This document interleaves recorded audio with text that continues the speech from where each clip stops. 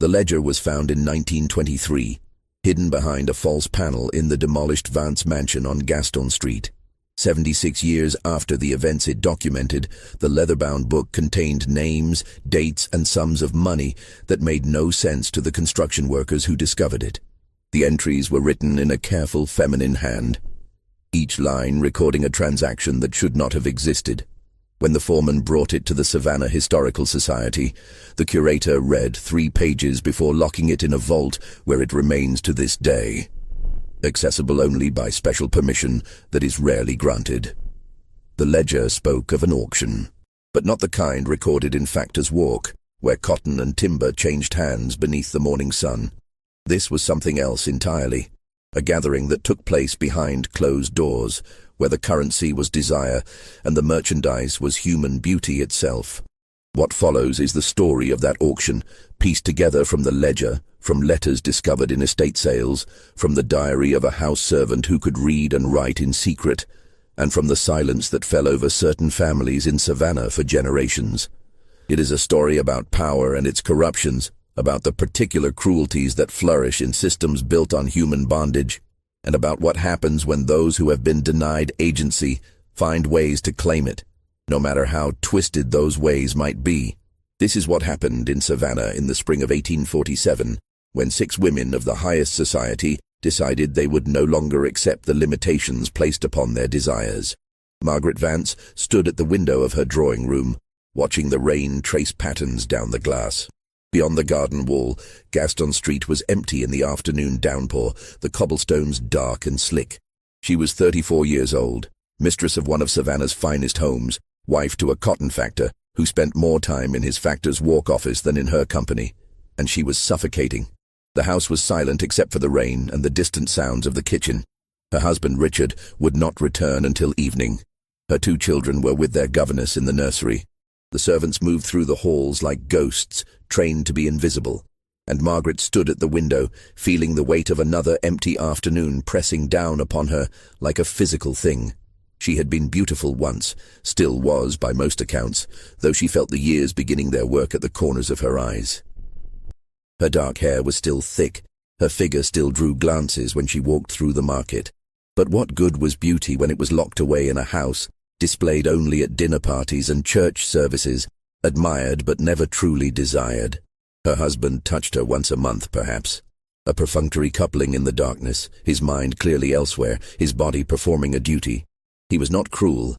Richard was never cruel. He was simply absent, his passions reserved for his ledgers and his cotton bales, and his conversations with other men about tonnage and shipping rates.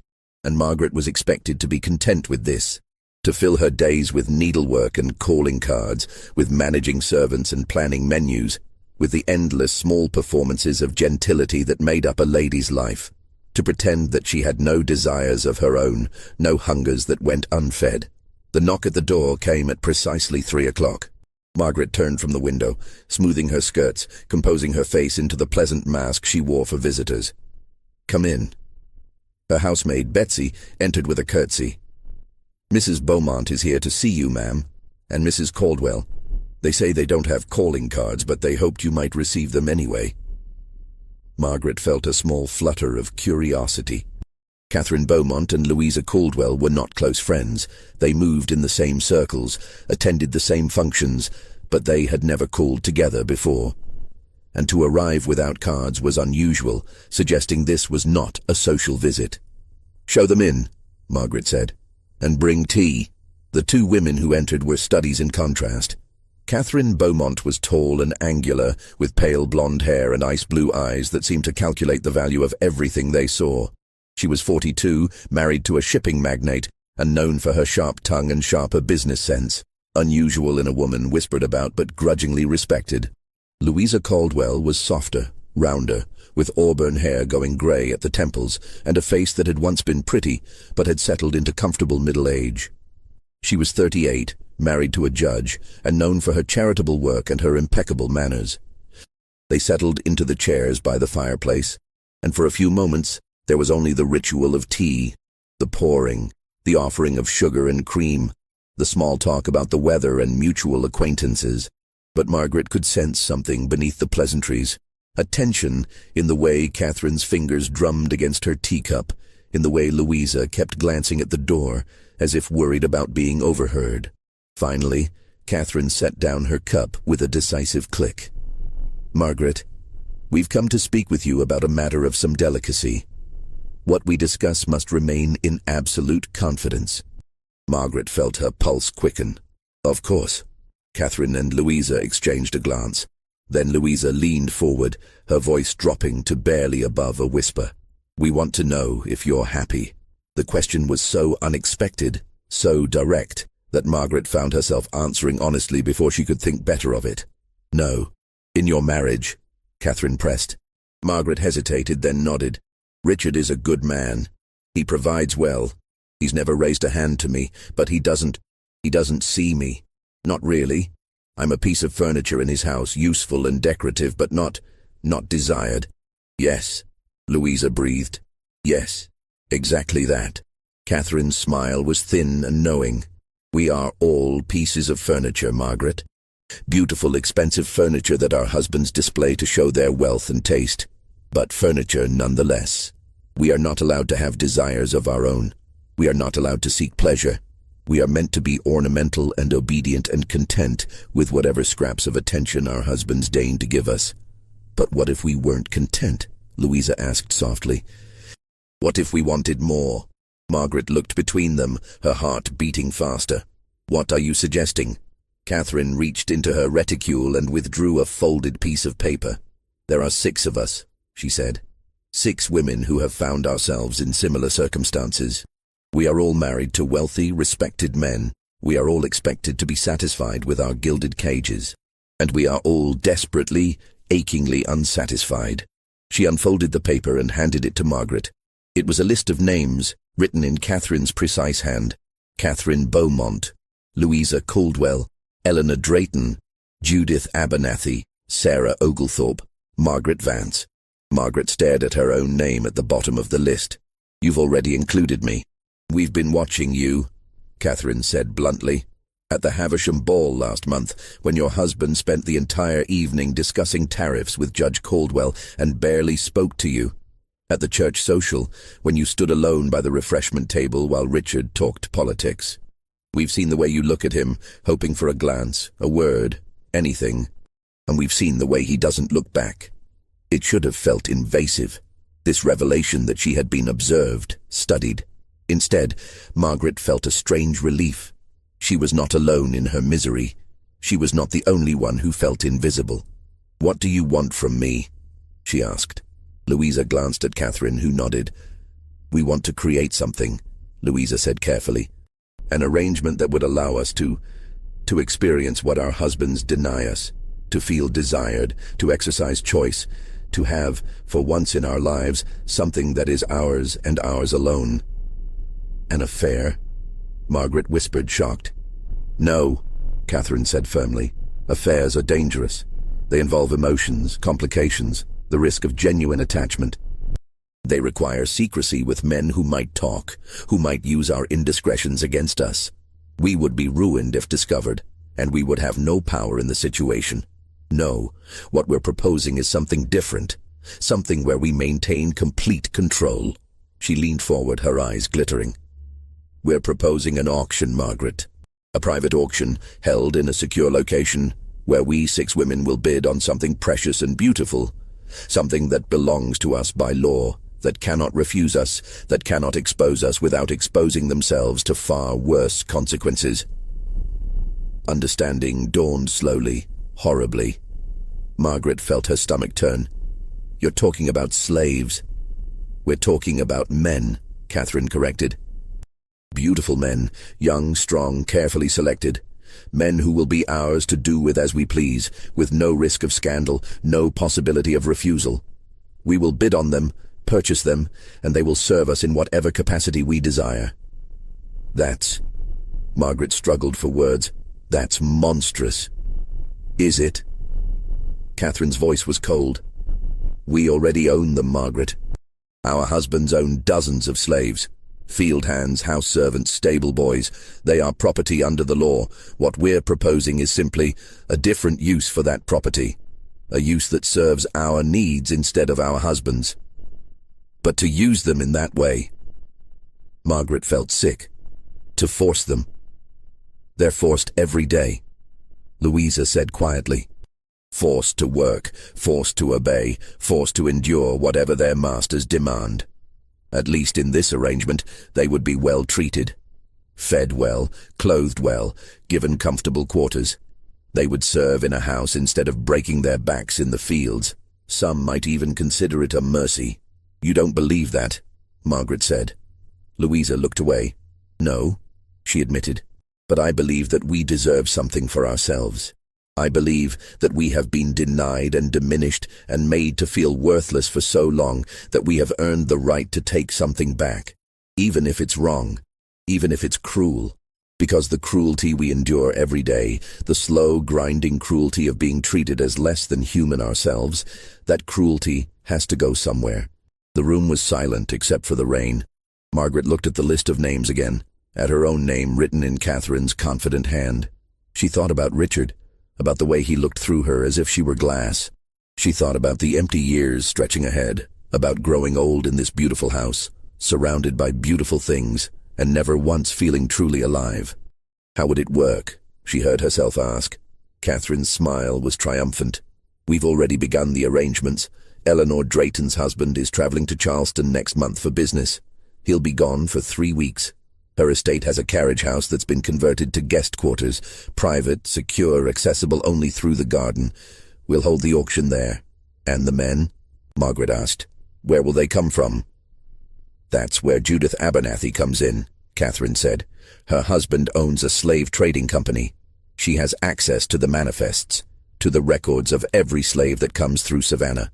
She'll select 6 men, young, healthy, aesthetically pleasing. Men who have no families here, no connections that would be noticed if they disappeared from the regular labor pool. Men who can be quietly transferred to our ownership without raising questions. Our husbands will notice new slaves in the household, Margaret objected. Not if they're kept separate, Louisa said. Each of us has property that our husbands rarely visit. Catherine has the summer house on Tybee Island. I have my late mother's cottage on the edge of town. Eleanor has the carriage house. You have the old overseer's cabin on your husband's plantation, the one that hasn't been used since he hired the new overseer who lives in town. We can keep them there, visit them when we choose, and our husbands will never know. It was all so carefully planned, so thoroughly thought through. Margaret realized this conversation was not a proposal, it was a recruitment. The decision had already been made. She was simply being invited to join. And if I refuse? She asked. Catherine's expression didn't change. Then we'll find someone else, but we'd prefer you, Margaret. You're discreet, intelligent, and you understand what it means to be invisible. You won't be careless. You won't let emotion cloud your judgment, and you have the resources to participate fully. Participate fully, Margaret repeated. You mean bid. The auction will be conducted with real money, Catherine explained. Each woman will bid on the man she wants. The highest bidder wins. The money will go into a collective fund that we'll use to maintain the arrangement, to pay for the men's upkeep, to ensure their silence, to handle any complications that might arise. It's a business transaction, Margaret. Clean, simple, controlled. Nothing about this was clean or simple, but Margaret found herself nodding anyway, found herself saying yes, found herself becoming complicit in something she knew was deeply, fundamentally wrong. Because Louisa was right. The cruelty they endured had to go somewhere, and if they could not strike back at the men who diminished them, they would strike at those even more powerless than themselves. That was how it worked, Margaret understood now. That was how cruelty perpetuated itself, flowing downward, always seeking someone weaker to bear its weight. She took the list and added her signature beneath her name. Judith Abernathy stood in the warehouse on Factor's Walk, watching the new arrivals being processed. The space was cavernous and dim, lit by shafts of sunlight that fell through high windows, illuminating dust motes and the faces of frightened men and women who had just endured the nightmare of the Middle Passage. Her husband, Thomas, owned 3 ships that ran the triangle trade, manufactured goods to Africa, enslaved people to America, cotton and tobacco back to Europe. It was a lucrative business and Thomas was very good at it. He was also, Judith had learned over 15 years of marriage, a man who saw human beings as nothing more than inventory. She had accompanied him to the warehouse today under the pretense of selecting a new housemaid. Thomas had been pleased by her interest in household management, had praised her for taking an active role in such matters. He had no idea what she was really looking for. "These came in yesterday," the overseer was saying, gesturing to a group of men chained together along the far wall. "Mostly field hands, strong backs. We'll sell them at the public auction next week." "Are there any house servants?" Judith asked, keeping her voice light and disinterested. "I need someone refined, someone who can be trained for indoor work." The overseer scratched his chin.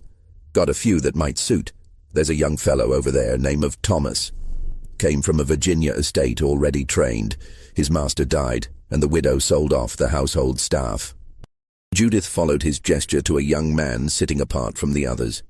He was perhaps 25, with dark skin and features that would have been called handsome by any standard.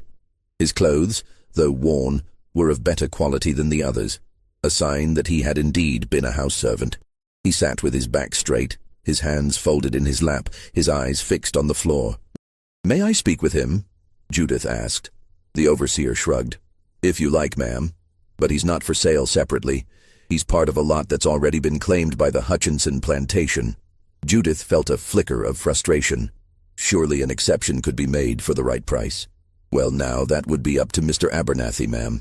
He handles all the transactions." "Of course," Judith said smoothly. "I'll speak with my husband." She moved through the warehouse, studying the men with a critical eye that made her feel sick, even as she employed it. She was looking for specific qualities: youth, physical beauty, a certain bearing that suggested intelligence and adaptability. Men who could be trained, who could be controlled, who could serve the purpose Catherine had outlined. It was monstrous work. But Judith had learned long ago that survival in her world required a certain capacity for monstrosity. She found 3 more possibilities: a man named Samuel, perhaps 30, with striking features and a quiet dignity despite his chains; a younger man called Elijah, no more than 22, with golden brown skin and eyes that held a spark of defiance; and a man whose name she didn't catch, tall and broad-shouldered, who watched her with an expression she couldn't read. By the time she left the warehouse, she had a list of 6 names. She would speak with Thomas tonight, would use her wifely influence to ensure these particular men were diverted from their intended destinations. It would require careful manipulation, but Judith had become an expert in managing her husband's decisions while making him believe they were his own. That evening, in the privacy of their bedroom, she broached the subject carefully. "Thomas, I've been thinking about the household staff. We could use more men for the heavy work, moving furniture, maintaining the grounds. I saw several at the warehouse today who might be suitable." Thomas was already half asleep, exhausted from a day of business. Talk to the overseer. Get whoever you need. Some of them are already allocated to other buyers." Judith pressed. "I would need your authorization to redirect them." Fine. Write up what you want, and I'll sign it in the morning." It was that easy. The next day, Judith presented him with a document authorizing the purchase of 6 male slaves for household use, listing their names and the prices she'd negotiated. Thomas signed without reading it carefully, trusting his wife to manage such domestic details. Within a week, all 6 men had been quietly transferred to a holding facility that Catherine had arranged, a small farm outside Savannah, owned by a distant cousin who asked no questions as long as he was paid. The women met there on a gray afternoon, ostensibly for a charitable visit to inspect conditions for the enslaved workers. In reality, they had come to see what they had purchased. The 6 men stood in a line in the barn, confusion and fear evident on their faces. They had been cleaned, given new clothes, and told only that they were being evaluated for special household positions. They did not yet understand what was really happening. Margaret stood with the other women, her stomach churning as she studied the men. They were indeed handsome. That had been the primary criterion for selection. But they were also human beings, with thoughts and feelings and lives that had been stolen from them. And now those lives were being stolen again, in a different way. "They'll do," Catherine said crisply, walking down the line like a general inspecting troops. "Judith, you've done well. These are exactly what we need. What happens now? Eleanor Drayton asked. She was the youngest of the group, only 28, with dark hair and a nervous manner. Her husband was twice her age, a plantation owner who treated her like a child. Now we prepare them, Catherine said. They need to understand their situation, their duties, and the consequences of disobedience. They need to be trained. Trained? Sarah Oglethorpe's voice was faint. She was 35, pale and thin, married to a banker who had not touched her in 3 years. To serve us, Catherine said impatiently, to be pleasing, obedient, discreet. This isn't complicated, ladies. They're slaves. Training them is what one does. But it was complicated, Margaret thought. It was deeply, horribly complicated, because what they were training these men for was not ordinary service. They were training them to be objects of desire, to perform intimacy without consent, to pretend to want what they could not refuse. It was rape. That was the word Margaret's mind shied away from, but it was the truth. What they were planning was rape, dressed up in the language of ownership and property rights. And yet she did not walk away. None of them did. Over the next 3 weeks, the women visited the farm regularly, always in pairs, always with the excuse of charitable work. They spoke with the men, assessed their temperaments, began the process of conditioning them to their new roles. Thomas, the house servant from Virginia, was quiet and watchful. He answered questions politely, performed tasks efficiently, and revealed nothing of his inner thoughts. Samuel was older, more resigned. He had been enslaved his entire life, had learned to survive by making himself useful and invisible. Elijah, the youngest, still had fire in his eyes. He obeyed, but there was resistance in every line of his body. The others, Caleb, Daniel, and Joshua, fell somewhere in between, each coping with their situation in their own way. Margaret found herself drawn to Thomas. There was something in his careful composure, in the way he held himself apart, that reminded her of herself. She wondered what he had been before this, what dreams he might have had, what person he might have become if he had been born free. But she did not ask. To ask would be to acknowledge his humanity too fully, and that would make what they were planning impossible. The auction was set for the first week of May, to be held in Eleanor Drayton's carriage house, while her husband was in Charleston. The women would gather, the men would be presented, and the bidding would begin. And Margaret would participate, because she had already crossed the line that separated the merely unhappy from the truly monstrous. The carriage house had been transformed. Eleanor Drayton had outdone herself, turning the simple structure into something resembling a private salon. Heavy curtains covered the windows, blocking any view from outside. Candles provided soft, flattering light. Chairs had been arranged in a semicircle facing a small raised platform. A table held wine and delicate refreshments, as if this were an ordinary social gathering. Margaret arrived at dusk, her heart pounding so hard she could feel it in her throat. She had told Richard she was attending a ladies' prayer meeting, and he had barely looked up from his newspaper to acknowledge her departure. The other women were already there, dressed in their finest gowns as if for a ball. Catherine Beaumont stood near the wine table, her posture regal and commanding. Louisa Caldwell sat in one of the chairs, her hands clasped tightly in her lap. Eleanor Drayton fluttered nervously around the room, adjusting curtains and rearranging refreshments. Judith Abernathy stood by the door, her face expressionless. Sarah Oglethorpe sat apart from the others, staring at nothing. Margaret, Catherine greeted her warmly. We're nearly ready to begin. Please, have some wine. Settle your nerves. Margaret accepted a glass but didn't drink. Her nerves were beyond settling. At precisely 8 o'clock, Catherine called them to order. Ladies, please take your seats. We have important business to conduct tonight. They arranged themselves in the chairs, and Margaret was struck by the absurdity of it. 6 wealthy white women in silk and jewels, gathering in secret to purchase human beings for their pleasure. It was grotesque. It was evil. And yet no one stood up and left. Catherine took her position at the front of the room. Before we begin, let us review the rules. Each of us has brought funds to bid. The bidding will start at $500 and increase in increments of no less than $50. The highest bidder for each man will take ownership. The money will be pooled and used to maintain our arrangement. Is this understood? Nods all around. The men have been prepared. Catherine continued. They understand that they are to be household servants of a particular kind. They understand that discretion is absolutely required. They understand the consequences of disobedience. What consequences? Eleanor asked nervously. Catherine's smile was cold. Sail to the deep south, the sugar plantations in Louisiana, where the life expectancy is measured in years rather than decades. They know that cooperation means a relatively comfortable existence. Resistance means a death sentence. It's quite simple. Margaret felt bile rise in her throat. This was coercion of the most brutal kind, obey or die. And they were all complicit in it. "Let us begin," Catherine said. The first man brought in was Caleb. He was perhaps 28, with dark skin and a powerful build. He stood on the platform, his eyes fixed on the floor, his jaw clenched. "Caleb is a field hand," Catherine announced, reading from a card. "Strong, healthy, experienced in physical labor. He has been examined by a physician and found to be in excellent condition. Shall we start the bidding at $500? The auction proceeded with horrifying efficiency. Judith bid $600. Sarah countered with $650. Eleanor, her voice shaking, offered $700. In the end, Sarah won with a bid of $900. Caleb was led away, and Daniel was brought in. The process repeated. Then Joshua. Each man stood on the platform, while the women examined them like livestock, discussing their merits and flaws, bidding with money that represented months or years of their husband's income. Margaret bid on none of them.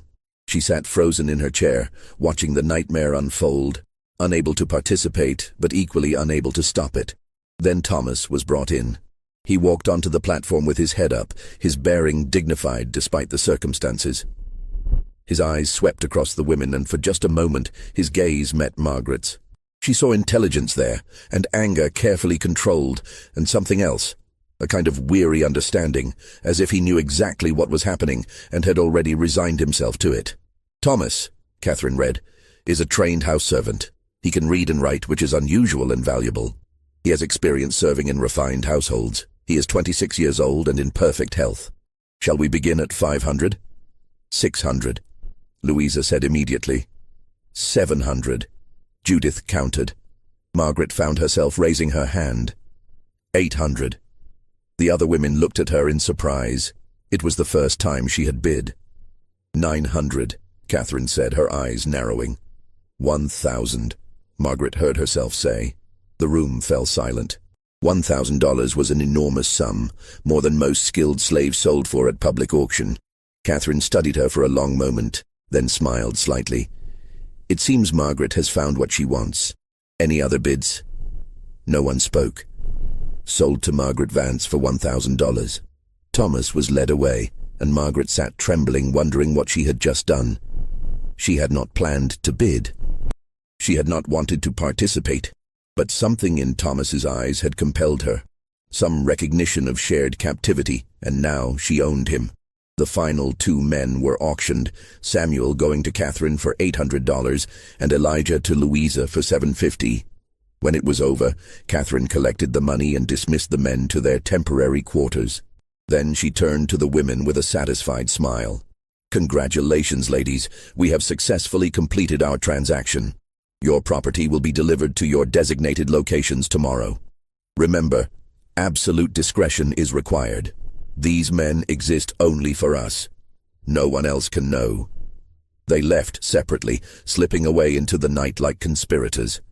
Because that was what they were. Conspirators in a crime that had no name, that was perfectly legal under the law but morally indefensible. Margaret rode home in her carriage, the $1,000 she had spent weighing on her conscience far more than the money itself. She had purchased a human being. She had reduced a man to property. And tomorrow, that man would be delivered to the old overseer's cabin on Richard's plantation, where she could visit him whenever she chose. She had gotten what she wanted: power, control, the ability to be desired rather than ignored, and it felt like ashes in her mouth.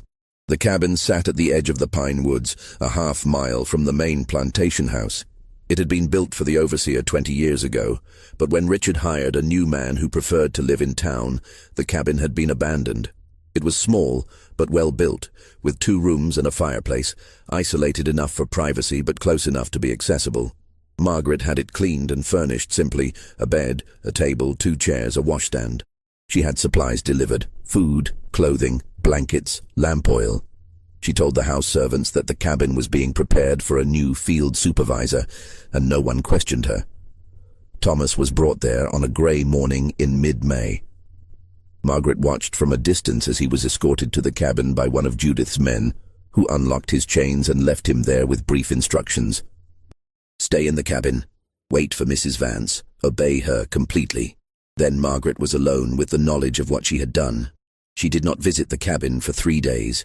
She told herself she was busy, that there were household matters to attend to, that she needed time to think.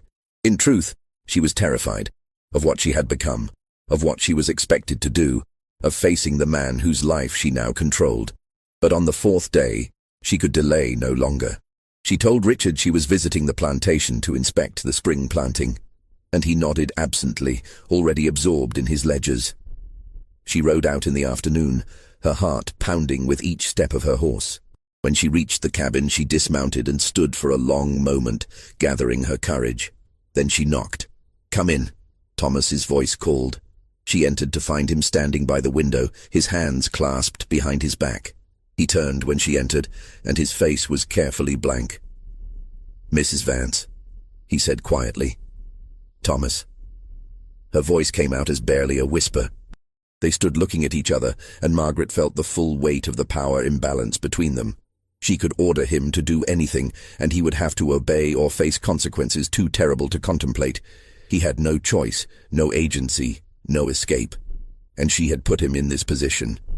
"I don't know how to do this," she said finally, the words tumbling out. "I don't know what I'm supposed to say or do. I don't know why I bid on you. I don't know what I want." Thomas's expression didn't change. "You want what the others want, I expect. What white women always want from men like me, something you can't have from your husbands, something forbidden." His voice was level, but there was an edge to it, a carefully controlled anger. "I'm not like the others," Margaret protested weakly. "Aren't you?" Thomas moved away from the window, and Margaret had to resist the urge to step back. "You paid $1,000 for me, Mrs. Vance. You own me. You can do whatever you want with me, and I have no say in the matter. That makes you exactly like the others." "I won't force you," Margaret said desperately. "I won't make you do anything you don't want to do." Thomas laughed, a bitter sound. "I don't want to be here at all, Mrs. Vance. I don't want to be enslaved. I don't want to be property. I don't want to be at the mercy of people who see me as less than human. But I don't have a choice about any of that, do I?" Margaret felt tears prick her eyes. "No, you don't. And I'm sorry. I'm so sorry. Your sorry doesn't change anything." Thomas turned back to the window. "You want to know what you're supposed to do. You're supposed to use me however you see fit. That's what I'm here for. That's what you paid for." "I can't," Margaret whispered. "Then why am I here?" It was a question she couldn't answer. She stood in the cabin, facing the man she had purchased, and realized she had made a terrible mistake. She had thought that owning someone would give her power, would make her feel less invisible, less diminished. Instead, she felt smaller than ever, crushed under the weight of her own cruelty. "I'll make sure you're comfortable," she said finally. "I'll bring you books if you'd like. Better food. Anything you need." "I need my freedom," Thomas said flatly. "I can't give you that. Then you can't give me anything that matters." Margaret left the cabin feeling worse than when she had arrived. She had thought she understood what she was doing, but she had been fooling herself. There was no way to make this arrangement acceptable, no way to soften its fundamental evil. But she could not undo it. Thomas was her property now, registered in her name, his fate tied to hers. If she tried to free him, questions would be asked, the other women would be exposed, and Thomas himself would likely be recaptured and sold south, his punishment for being part of an arrangement he had never chosen. She was trapped by her own actions, and so was he. Over the following weeks, Margaret visited the cabin regularly, bringing supplies and trying to establish some kind of relationship that was less monstrous than the one they had been forced into. She brought Thomas books from her own library, volumes of poetry, history, philosophy. She brought him better food than the standard rations. She asked him about his life before, And slowly, reluctantly, he began to tell her. He had been born free in Philadelphia, the son of a freed slave and a white seamstress. He had been educated, had learned to read and write, had worked as a clerk in a shipping office. Then when he was 22, he had been kidnapped by slave catchers who forged papers claiming he was a runaway. He had been sold south, his protests ignored, his freedom stolen. For 4 years he had been enslaved in Virginia, serving in a household where he was valued for his education and his ability to manage accounts. When his master died, he had hoped the widow might free him, might acknowledge the injustice of his enslavement. Instead, she had sold him to pay her debts. And now he was here, in a cabin in Georgia, owned by a woman who claimed to be sorry, but who had still purchased him like livestock. "Why did you bid on me?" he asked one afternoon, when Margaret had brought him a new book. She considered the question carefully. "Because you looked at me," she said finally. "During the auction, you looked at me, and I saw that you understood. You knew what it felt like to be invisible, to be treated as less than human. And I thought maybe we could understand each other." "Understanding doesn't change the fact that you own me," Thomas said. "No," Margaret agreed. "It doesn't. But maybe it means I won't use that ownership the way the others will." "The others," Thomas repeated. "The other women. What are they doing with the men they bought?" Margaret looked away. "I don't know. We don't discuss it." But that was a lie. The women met regularly, ostensibly for their prayer group, and they talked. They talked about their purchases with a mixture of satisfaction and shame, describing their visits to the cabins and cottages where they kept their property. Catherine was coldly pragmatic about it. Samuel served her exactly as she demanded, and she rewarded his obedience with better treatment. It was a transaction, she said, no different from any other. Louisa was more conflicted. She visited Elijah often but seemed unable to actually consummate the arrangement. She brought him gifts, talked to him for hours, and then left without touching him. The other women mocked her gently for her weakness. Eleanor had thrown herself into the arrangement with an almost desperate enthusiasm, visiting her cabin 3 or 4 times a week. She spoke of Daniel with a possessiveness that made Margaret uncomfortable. Judith was silent about her activities and no one pressed her. Sarah had stopped coming to the meetings. When Catherine sent a note inquiring about her welfare, Sarah replied that she was unwell and needed time to recover, and Margaret continued her visits to Thomas, bringing books and food and conversation, trying to create something that was less horrible than what they had been forced into, and failing utterly. Because there was no way to make it less horrible. The fundamental fact remained. She owned him, and everything that passed between them was poisoned by that ownership. The first sign that something was wrong came in late June, when Sarah Oglethorpe's body was found in the Savannah River. The official story was that she had fallen from the dock while taking an evening walk, struck her head, and drowned. It was a tragedy, the newspapers said, a terrible accident that had taken a beloved member of Savannah society. But the 5 remaining women knew better. They gathered at Catherine's house the day after the funeral, their faces pale and drawn. "She killed herself," Louisa said flatly. "She couldn't live with what we'd done." "We don't know that," Eleanor protested. "It could have been an accident. She left a note," Judith said quietly. "Her maid found it and brought it to me before anyone else could see it. She knew I would understand." "What did it say?" Margaret asked. Judith reached into her reticule and withdrew a folded piece of paper. She read aloud, "I cannot bear the weight of what I have become. I thought I could separate myself from my actions, could pretend that what we did was justified by our own suffering, but I was wrong. There is no justification. There is only sin, and I am drowning in it. May God forgive me, for I cannot forgive myself." The room was silent. "She was weak," Catherine said finally. "She couldn't handle the moral complexity of our situation." "Moral complexity?" Margaret's voice rose. "We purchased human beings to use for our pleasure. There's no complexity about it. It's evil, and Sarah knew it, and she couldn't live with being evil." "Then perhaps she made the right choice," Catherine snapped. "If she couldn't maintain discretion, if she was going to become a liability, then it's better that she's gone." "How can you say that?" Louisa whispered, horrified. "Because it's true. Our arrangement depends on absolute secrecy. If Sarah had confessed, if she had exposed us, we would all be ruined. Our families would be destroyed. Our husbands would divorce us, and we would be left with nothing. So yes, in a terrible way, her death protects us. It protects us, Margaret repeated slowly. Sarah is dead, and all you can think about is how it protects us. What else should I think about? Catherine demanded. Should I wallow in guilt? Should I flagellate myself for my sins? That won't bring Sarah back. It won't change what we've done. The only thing we can do now is ensure that her death wasn't in vain, that our secret remains safe. But the secret was already beginning to unravel. A week after Sarah's death, Caleb disappeared from the cottage where she had kept him. The women learned of it when Catherine's man went to check on the property and found the cottage empty, the door standing open, Caleb gone. He's run away, Catherine said at their next meeting. We need to find him before he talks. How? Eleanor asked. We can't report him as a runaway without explaining where he was and why. We'll have to search quietly, Judith said, use our own resources, offer a private reward for information. But Caleb was not found. He had vanished into the network of free black communities and underground railroad stations that existed even in the Deep South, helped by people who asked no questions about where he had come from or what he had endured. His disappearance terrified the women. If he talked, if he told anyone about the auction and the arrangement, they would be exposed. And while the law might not punish them for what they had done to enslaved men, society would. They would be ostracized, ruined, their families destroyed by scandal. The meetings became tense, filled with accusations and paranoia.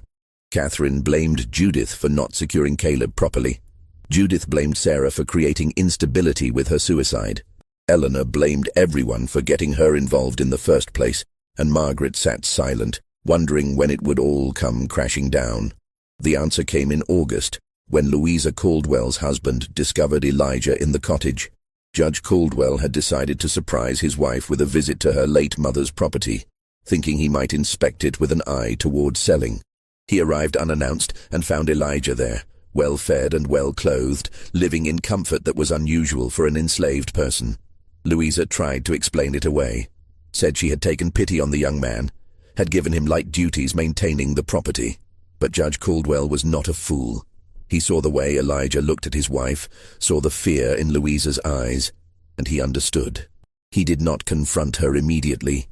Instead, he began investigating, asking quiet questions, examining records.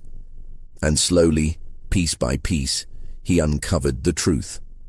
The women learned of it when Catherine received a visit from Judge Caldwell in early September.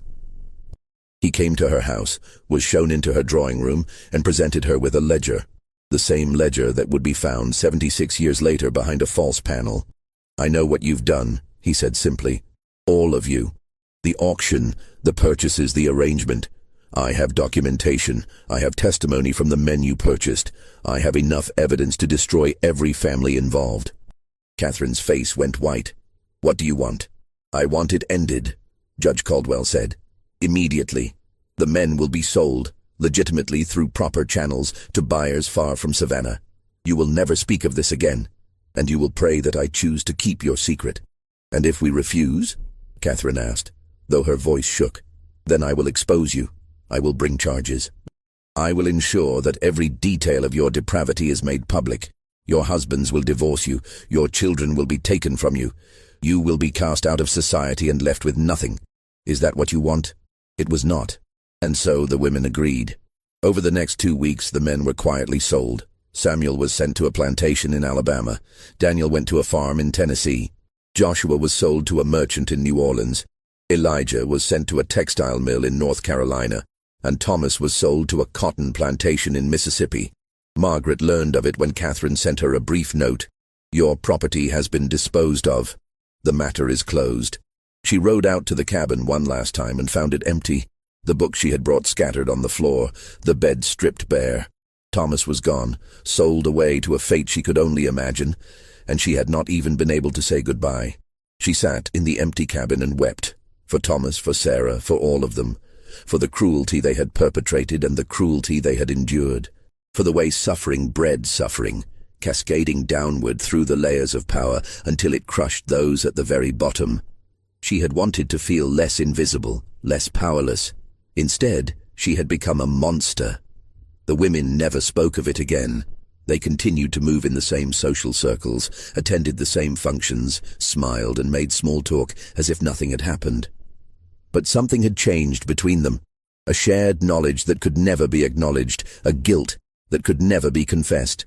Catherine Beaumont died in 1852 at the age of 47, of a sudden illness that the doctors could not explain. Some said it was her heart, others whispered that she had taken poison, though there was no proof. Louisa Caldwell lived until 1868, but her marriage never recovered. Judge Caldwell treated her with cold politeness for the rest of his life, and when he died, he left the bulk of his estate to their children, with only a small allowance for Louisa. Eleanor Drayton's husband divorced her in 1850, citing irreconcilable differences. The real reason was never made public, but Eleanor was forced to leave Savannah and live with relatives in Virginia, where she died in obscurity in 1859. Judith Abernathy became a recluse after her husband's death in 1855. She lived alone in their house on Gaston Street, seeing no one, speaking to no one, until her own death in 1863. And Margaret Vance continued her life as if nothing had happened. She raised her children, managed her household, and played the role of the perfect wife. Richard never knew what she had done, never suspected the darkness that lived in her heart. But she knew, and the knowledge haunted her for the rest of her life. She thought often of Thomas, wondered what had become of him, whether he had survived the brutal conditions of the Mississippi cotton plantations. She imagined him sometimes, still alive, still enduring, carrying the memory of what had been done to him. She hoped he had escaped, had found his way north to freedom. But she knew the odds were against it. In 1865, when the war ended and slavery was abolished, Margaret was 52 years old. She read the news of emancipation with a mixture of relief and despair.